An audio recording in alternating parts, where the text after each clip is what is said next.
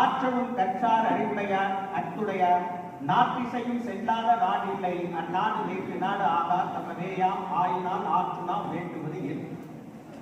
ஏதோ ஒரு புரியாத மொழியாக இருக்கிறது என்று யோசிக்க வேண்டாம். இந்த ஒரு செய்யுள் என்ன சொல்கிறது என்று சொன்னால், கல்வி கற்றவனுக்கு சென்ற இடமெல்லாம் சிறப்பு. அவன் எந்த நாட்டிற்கு போனாலும் அது வேறு நாடு ஆகாது. காரணம், அவன் கற்றவனாகிறான். அப்படி கற்றுக்கொள்கிற ஒருவனால் எந்த நாட்டிற்கு போனாலும் அங்கே அவனுடைய மொழியால், திறமையால், ஆற்றலால் அவன் அங்கே தனது நாடு போல் அங்கே வசிக்க ஆரம்பித்து விடுகிறான். இதுதான் கல்வி கற்றவனுக்கு சென்ற இடமெல்லாம் சிறப்பு. நீங்கள் அவன் எந்த நாட்டுக்கு போனாலும் அங்கே சாப்பாடு எடுத்துட்டு போகணுங்கிற அவசியம் இல்லை அப்படிங்கிறதா இது சொல்லுது.